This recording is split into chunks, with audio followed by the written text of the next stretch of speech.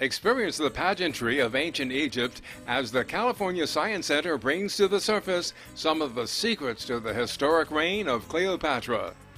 And marvel at the classic and custom vehicles that hit the pavement when Edelbrock Parts rolls out its annual charity car show on this edition of Out and About.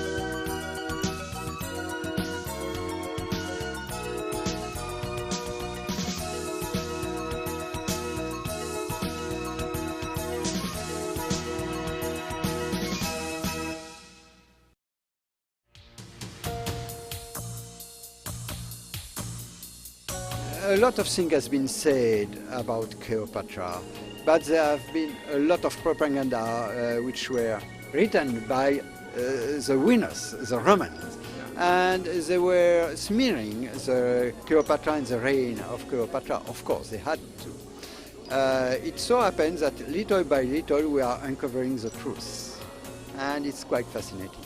And what we see here today gives us like maybe 5% of that. Right, there are 25,000 artifacts that have been recovered just from Frank Gaudio's excavations, and we have on display here about 150.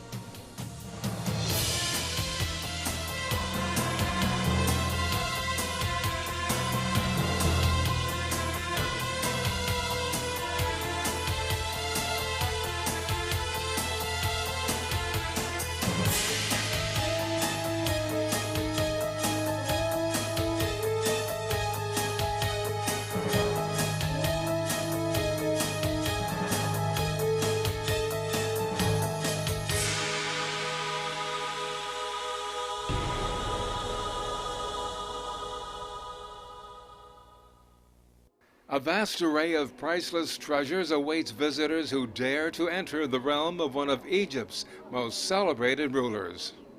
Cleopatra the Exhibition presents rare and precious artifacts that have been unearthed from their watery grave to paint a stunning yet intimate portrait of one of history's most fascinating figures.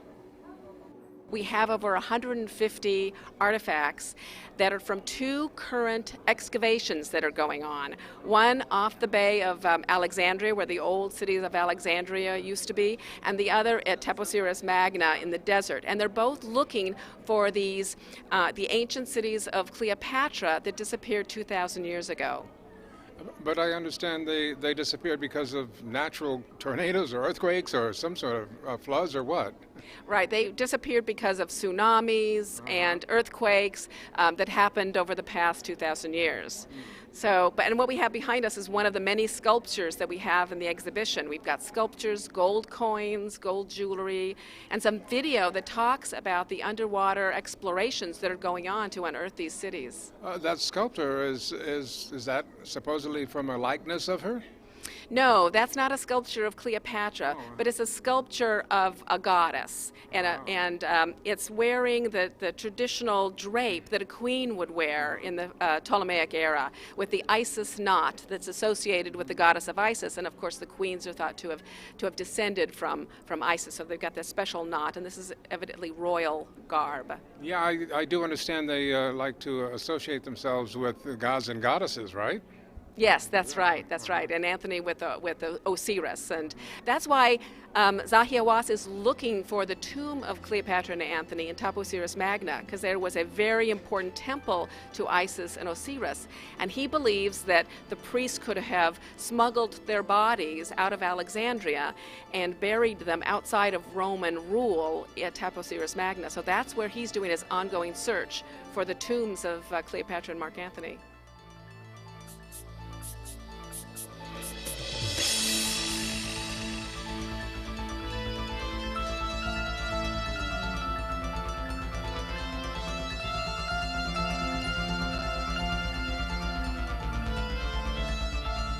Many of the artifacts are accompanied by videos or photographs that display the original resting place, which served as a watery grave until Frank Gaudio's team was able to bring them to the surface. Well, we started in 1992, but first we haven't been underwater. We went above water, mapping the site with electronic equipment and generating electronic map during 4 years. And then after those 4 years, we started to dive and to excavate, and we started to discover the artifact. This is somewhere in Egypt, I believe? Yes, it's in Egypt, on the north coast of Egypt, on the delta of the Nile, and there we have discovered 3 sunken sites which are totally submerged under the sea: the city of Herakleion, the city of Canopus, and part of the city of Alexandria. And all of this connects to Cleopatra.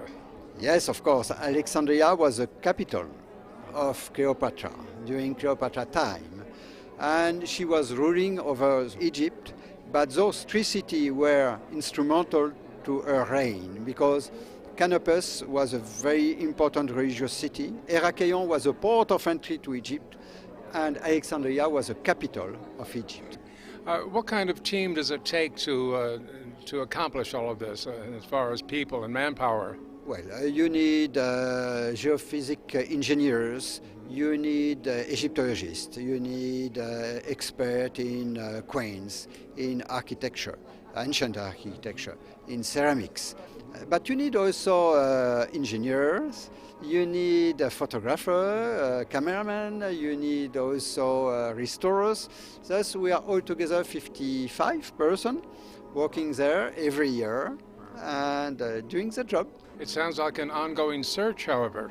Yes, of course. I was there November last, and we have done new discoveries, and I will go there this autumn again to go on with the excavations.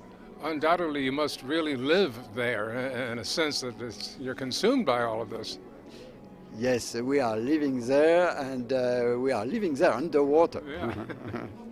And soon to discover even more. It's just Well, today we have found those cities, we have mapped them, we had discovered and retrieved 25,000 objects, but I presume that we have not done more than 5% of the job. 95 is still to be done. Thus, we will need some century to finish the job.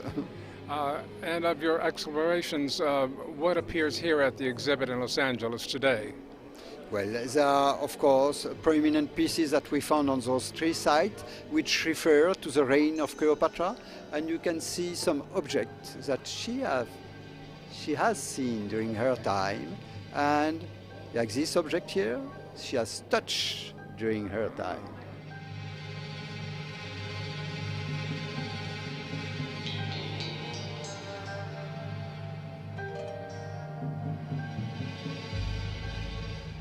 Eight distinct galleries comprise the exhibit, like this one depicting the ruins of Alexandria after the earthquake and tsunami, which swallowed the Egyptian capital so many centuries ago.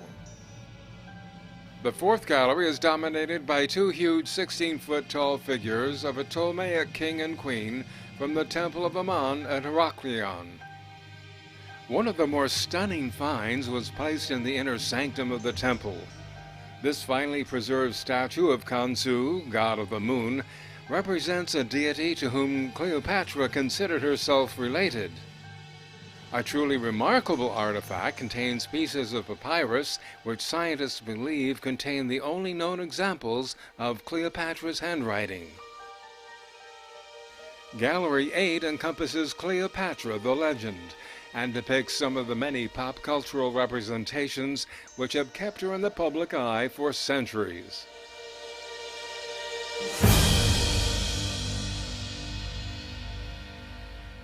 I do understand that Cleopatra married within her own family. Is that true?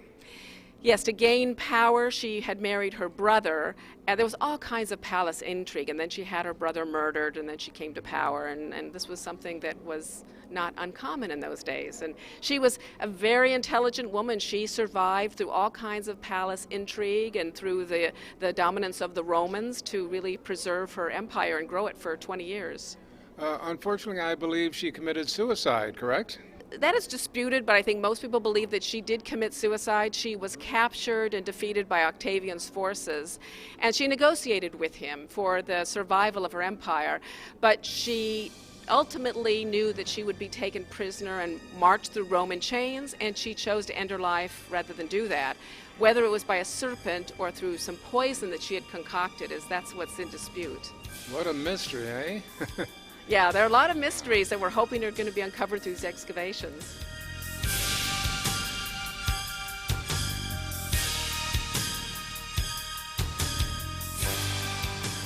To enter this fascinating realm of Egyptian queens, kings, and legends, don't miss Cleopatra the Exhibition, on display at the California Science Center until December 31st.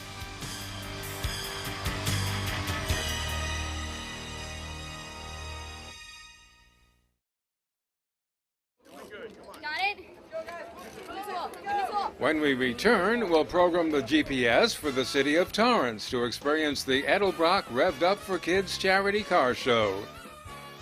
Stay with us for a day of hot rods mixed with classic and contemporary models when Out and About continues.